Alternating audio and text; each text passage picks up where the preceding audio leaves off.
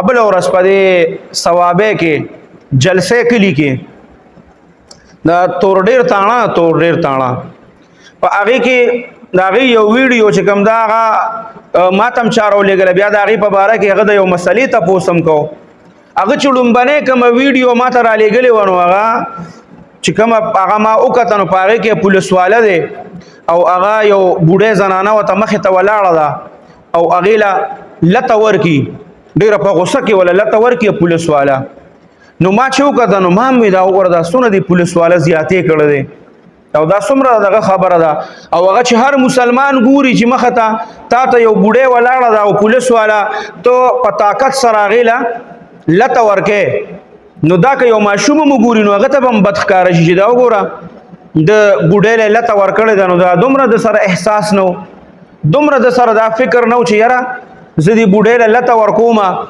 نو دا څه خو زما مورم کې دی شي بوډه زما نیام کې دی شي هغه بیا چې معلومات ما وکړو بیا د هغه ثوابه یو کس نو هغه چرته غي بیا پوره ویډیو کړو دا چا نیمه سوشل میډیا لور کړو پوره ویډیو چې هغه ما ته راولېږل نو اصل لا سه واغه واقعیا چې کله دې د الله ته ورکی کنه د الله ته ورکی نو د دې نه مخ کې دا بوډه چې دا نو دې دا غي د ګیری نه نیولې دی او ګیری ته ولا لاس چولې دی نو چې کله ولا ګیری ته لاس چولې دی نو دا ګیری د لاس چولو نه بعد هغه غوسه شوی دی نو په غوسه کې بیا غي الله ته ورکړی دا نو بهر حال الله ته ورکول مناسب نو چې د زنانه الله ته ورکړه ځکه چې ستاح کولی ګیره دا سنت دی پریخي دی که داغه به حرمتی وکړه داغه اهانت وکړه داغه ګیره داغه به الله هغه ته سزا ورکړي خو تا چونګه خپل ګیره پریخي راستا په مخ باندې خپل نبی کریم صلی الله علیه وسلم سنت دی خدا زتا اوس دویم چې دا سوشل میډیا نه دا کار کوي معمولی کوم ته یو سیس برابر نه زکه د دې په باره کې ځان له ذهن زر ما جوړوي چیرې دا وګوره دا خدا سي شوی دا خدا سي شوی د دې تحقیق کوي او ځاني بنیاد ته رسوي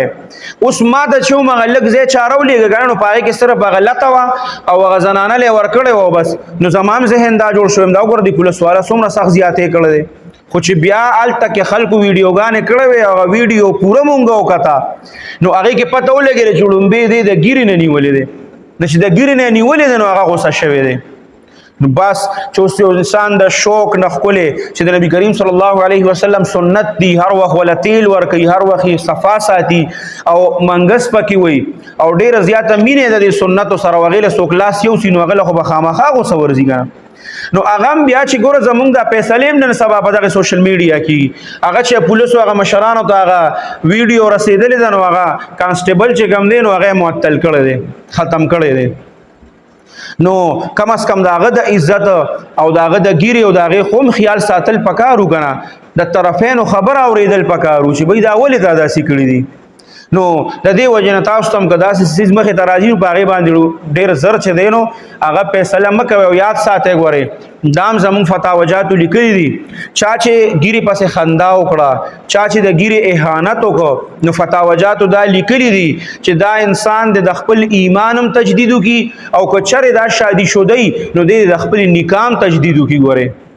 او ظاهري خبره را چې کله د دوه کسانو جګړه نو هغه کس وی چیرې د دې ډیر زیات سوګړې بیزتی می وکړې په جګړه کې خدای کنه چې بیزتی می وکړې نو که ګیره نیسی خو د دک وجه به نیسی کنه چې یاره د دې بیزتی وکړې نو یاد ساته غوړې دي کې بیا ډېر مسائل الذين اوزي خو به هر حال لومبني چې تاسو ته یو سیز رو رسینو پاغه باندې خپل ذهن م جوړوي